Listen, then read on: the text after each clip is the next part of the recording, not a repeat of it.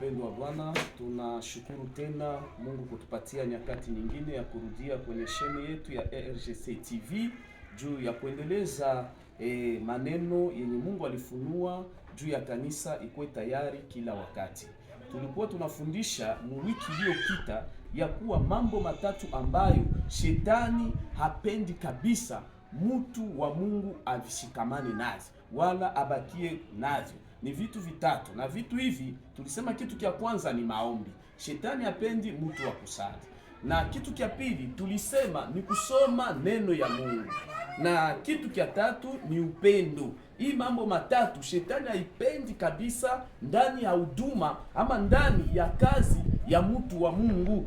Na ndio kwa sababu tumerudia tena katika channel hii ili kuendelesha ile vipindi viwili ambavyo vilikuwa vinabakia. Kipindi cha kwanza tayari mu video ya kwanza unaweza kuipata, ambayo ni hatua ya maombi. Hiyo tulisema kabisa shetani hataki kabisa kama anaweza kusikia mambo kama na hiyo. Mkristo iko na vitembelea katika vigezo vile vitatu.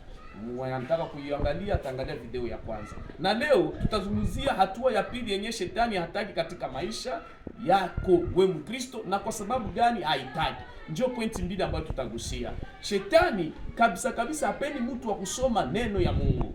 Hapendi kabisa mtu wote mwenye atashikilia hiyo hatua ya pili ya kusoma neno ya Mungu. Kwanza ukikuwa mtu wa maombi, kisha pili ukiwa msomaji wa neno ya Mungu, mimi nakwambia maishara itakayotokea kwako itakuwa yenye haina hamo itilafu. Ni majibu yenye itakuwa nakuya sawa mvula ya kumbingu. Mimi najua kila mtu wetu hapa, Mkristo mweko unanisikia, mtu wa Mungu mweko unanisikia, unahitaji kuishi nguvu ya Mungu, kuiona na kuitembelea. Inabidi vile vitu vitatu uvikamilishe, shetani acha kunyang'anya nazo. Kitu kia pili leo tunazungumzia ni kusoma nini? Kusoma neno ya Mungu. Kusoma neno ya Mungu sasa ni kiboko. Kama Mkristo anashika kusoma neno ya Mungu, anashika kujua neno ya Mungu, huyu mtu anakuwa hatari sana kwa shetani. Jua nini? Ni mtu mwatajua siri na nguvu ya Mungu. Ni mtu mwenye atajua uwezo wa Mungu. Ni mtu mwatajua mangapi Mungu amefanya zamani za kale, mangapi Mungu amefanya wakati huu, mangapi Mungu atafanya wakati kuna kuja. Ni neno ya Mungu ndio inatuonesha present, inatuonesha passé na inatuonesha futur. Ndio maana neno ya Mungu nasema Warumi 13 mstari wa 8 nasema hivi, mimi ni ule jana, leo na hata milele. Yaani katika neno ya Mungu tutayua vya jana, benye alifanya na Ibrahimu, benye alifanya na Isaka, benye alifanya na Yakobo, benye alifanya na Daniel, tutaviona. Lakini kama tusome neno ya Mungu tutajua nini? Ndio maana shetani hawezi kupenda ukuwe unasoma neno ya Mungu. Angalia na ujiulize, kwa nini wakati tunaanza kusoma neno ya Mungu unakutanisha ndio usingizi tayari unaweza kukukamata? Wengi wameniletea hiyo matatizo ya kusema, papa tunapendaka tusome neno ya Mungu, lakini katika tukua tu tukisoma neno ya Mungu, karatasi ya kwanza, ya pili mtu akuyua hata gisi amelala. Ni kwa sababu gani? Shetani apende ujue mapenzi ya Mungu. Rafiki mpendwa, katika kusoma neno ya Mungu ndio utajua kipi kinampendeza Mungu, kipi hakimpendezi Mungu. Katika kusoma neno ya Mungu tutajua nguvu ya Mungu na uwezo wa Mungu yenye iko ndani ya Mungu. Tutaijua wapi? Katika kusoma neno ya Mungu. Na ndio kwa maana utaona usingizi, shetani atatuma usingizi mzito. Jua nini? Juu usipate kufikia kujua siri ya utaua, siri ya utukufu wa Mungu iko katika wale watu ambao wako wanasoma neno ya Mungu. Acha tusome haraka kitabu cha Daniele sura 9 ndio tutasoma. Danieli sura yake 9 mstari wake, tuone mstari wake wa 2 mpaka 3. Tutasoma katika jina la Yesu Kristo wa Nazareti. Danieli sura 9 3 mpaka 5, tutasoma katika jina la Yesu Kristo. Katika mwaka wa kwanza wa kumiliki kwake, mimi Danieli, kwa kuvisoma vitabu na alifahamu hesabu ya miaka ambayo neno la Bwana lilimujia Yeremia nabii ya kuitimiza ukiwa wa Yerusalemu, yani miaka 70.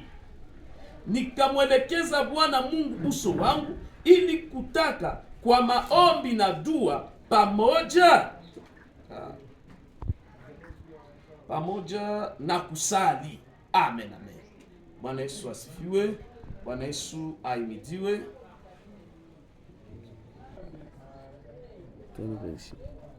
Ndio wandugu wapendwa, ndio kwa sababu shetani hawezi kupenda kabisa kabisa uendelee unafuatilia na kujua makubwa mangapi Yesu Kristo anafanya. Juu ni neno tu ndio Mungu alipitia ndani kutufunulia maisha yake halisi. Ndio tunajua kama mwanzo Mungu aliumba hiki na hiki ni kupitia kusoma neno, na akamfunulia mtumishi wake Musa ili apate kumuonesha habari zenye zilikuwa kabla mwanadamu hayakuwa. Na ndugu huyu Danieli naye ni mfano bora mwenye kunatuonesha gisi naye alikuwa mtu wa maombi, tena mtu wa kupenda kusoma vitabu vya Mungu. Acha nikuulize ndugu mpendo, kuna nifanya wewe, ni kitabu gani unapendaka kusoma? Je, kuhimiza katika safari ya kwenda mbingu? Je, kufanya wewe kuwe Mkristo? Ni kitabu gani? Sisi wa Kristo tulipewa kitabu kimoja, ni neno ya Mungu. Kama mtu anasoma neno ya Mungu, mimi nakwambia maisha yako yanabadilika, akili yako inabadilika, hata namna gisi ya kutumikia Mungu kutabadilika. Juu utakuwa umejua tayari ukubwa na uwezo wa Kristo ndani ya maisha ya mtu, na faida makubwa utaipata. Wakati wenzako walitembelea hii maneno walipata nini? Wakati wenzako walishika Mungu walipata nini? Na wewe unaweza kuwa vile vile. Danieli akutupa muda, niseme akaingia akaanza kusoma neno ya Mungu. Nisema katika mwaka wa kwanza wa kumiliki kwake, mimi Danieli, kwa kuvisoma vitabu na alifahamu hesabu ya miaka, akajua hesabu ya miaka yenye Bwana alimjia Yeremia nabii ya kutimiza ukiwa wa Yerusalemu, yani miaka 70. Angijua wapi kama asomaji? Bandugu wapendwa, kama tusomaji tungijua kama nani Mungu wetu alimuumba Adamu na Eva, akuumba baadamu. Ndio maana utaanzia katika Mathayo mpaka Ufunuo, hautakutanisha tena Mkristo mwenye kuna babibi bawili batatu kisha kumwamini Yesu Kristo. Kama usomi utabakia uko na kudanganya na ubebe desa, haiko hata mbaya. Kama tunasoma neno ya Mungu kuanzia kwa Mathayo mpaka kufika tunaweza kutanisha tena kuko mtume mwalibeba babibi bawili ama batatu? Hakuna. Yesu anakuja na mapanga correction. Acha nikwambie kama hii injili ilikuwa ni correction ya agano la kale. Watu wanaweza kukatana hivi, mimi nawaambia leo mekesho tajuta juu alimuuliza habari za ndoa. Ukisoma 19 Mathayo inasema nini? Inasema walipomuuliza, Musa alituamuru kama mwanamke hatupendezi ama akileta vitu vya vifai tunamfukuza, tunampatia talaka. Yesu aliwajibu, alisema Musa aliwaambia hivyo kwa sababu ya migumu ya roho yenu, lakini mkumbuke tokea mwanzo Mungu aliumba mtu mume na mtu mke. Bwana Yesu atusaidie sana. Hata ubavu alikamata, hakukamata ubavu mbili, alikamata ubavu moja. Sasa wewe uko nakamata bawili batatu, unajua neno wala ujui neno. Yesu atusaidie sana. Kama tutasoma maneno ya Mungu, tutaepukana na mitego yote ya shetani. Hatua ya pili ya kusoma neno ya Mungu, tunapata kujua nini? Tunapata kujua na kufahamu ya kuwa muneno ya Mungu muko mali yote, muko uwezo, muko makubwa, muko mamlaka ya kuvunja mamitego yote ya shetani.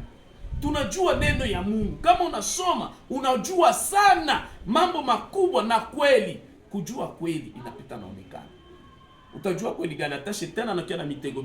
Utamshinda. Unajua shetani analeta Biblia. Lakini wewe unakuwa pamoja na Mungu katika kusoma Biblia, na ile maombi unaombaka unakutanisha unamshinda shetani. Ndio maana tulisema Mathayo, tukiona kitabu cha tusome Mathayo sura yake, tusome Mathayo sura yake 4. Mathayo sura yake 4 tuko tunaona gisi Roho wa Mungu akambeba Yesu Kristo ili aende kujaribiwa na nani? Na shetani. Na pale shetani alikuja na neno ya Mungu, Yesu naye akakuja na neno ya Mungu. Yesu ni mwema. Wewe mwenye usomaki neno ya Mungu, unafikiria shetani atakuia na maneno ya dunia? Hapana, atakuia na hii Biblia. Lakini kama uko ni mtafiti, kama uko na ujuzi katika kusoma, hata kuia na neno ya Mungu, utamshinda. Tujue uko na kweli ya neno. Shetani yeye hakukuwa na kweli ya neno, alikuwa na ile neno hana kweli, hana nguvu ya Roho Mtakatifu ya kujua iki kitu mwa hii wakati akistahili. Wakati mafungo Biblia ikatali tusikule, mimi shetani anamwambia sikule, ushasikia njaa. Nani neno ya Mungu? Kama mtu anasikia njaa anaposha kula. hayafanya dhambi, alimuonesha tu neno. Me Yesu alisema nini? Yesu alisema mtu hataishi kwa mkate tu, zaidi ya kile kenye mtu mwovu anawazia. Mtu hataishi kwa mkate tu. Mwa kipindi cha maombi na mafungo, haistahili tena mimi kukula, bali ni wakati nimalize vipindi vyangu nilivyowekewa. Akamwambia mtu hataishi kwa mkate tu, bali kwa neno la Mungu. Eske naona ishi kwa neno la Mungu? Haujui kama kupitia neno ya Mungu unaweza ishi? Unaweza kufanya maisha yako, unaweza kuumba amo vitu vikubwa juu dunia yote na kujaza kwake. Neno ya Mungu natuambia iliumbwa kwa neno yake. Na wewe katika maisha yako kuko vitu unaweza umba. Ndio maana shetani hapendi ujue siri ya neno. Ukijua neno ya Mungu, hii neno inakuumbia, inaanza umba mambo makubwa ndani yako. Inaumba imani ya nguvu, inaumba maombi ya nguvu, inaumba maishara, inaumba maajabu, inaumba puissance, uwezo. Unakuwa natembea, uko na assurance, uko na uhakika yuko hivi niko nafanya biko katika neno ya Mungu. Bwana Yesu asifiwe sana. Bwana Yesu atusaidie kanisa. Ndio maana shetani apendake usome neno ya Mungu, kwa sababu anajua utajua makubwa, utajua siri, utajua uwezo wa Mungu. Na ile uwezo sasa uko naisoma, iko na kuingia, uko na kula neno ya Mungu, uko na kula utukufu ya Mungu, uko na kula nguvu za Mungu. Na sasa uko nazikula, zinaenda kusaidia mtu wa roho, anakuwa kamili katika njia zake. Anashimama, anakamata madecision, sitarudia tena kuzama, sitarudia tena kumkosea Mungu. Juu unajua mapenzi ya Mungu. Ndugu mpendwa, karibu sana katika maisha kusoma neno ya Mungu. Juu shetani anajua hakika utamkataa na utambatana na mwenye na nguvu kumshinda. Hii neno ikubariki, ikusaidie. Bado kuna bakia mambo matatu ambayo shetani apendaki usome neno ya Mungu. Hiyo mambo matatu, wakati uko unasoma neno ya Mungu unajua kweli. Nani ya pili, wakati unasoma neno ya Mungu imani na pande na kuwa juu. Na neno ya tatu, wakati unasoma neno ya Mungu unajua kukwepa mishali ya shetani. Shetani anakuambia usiambie imeandikwa hivi. Mimi siwezi zidi tena, siwezi kutoka tena nje ya ndoa yangu, ni machafuko. Shetani anakuambia wibi, unakatala kuiba, unasema haiko neno ya Mungu. Bamwizi hata rithi fano mbinguni. Sasa kama ujui neno ya Mungu, bitawezekana je? Mungu akubariki, Mungu akusaidie, upate nguvu ya kusoma neno ya Mungu, juone muujiza na maisha. Na neno utakuwa natembea nayo ni mpanga wa Roho Mtakatifu ya kukata makali yote ya shetani. Mjina la Yesu, mimi nakualika kufuata tena vipindi vinavyobakia juu ya kusoma neno ya Mungu. Mjina la Yesu Kristo. Amen.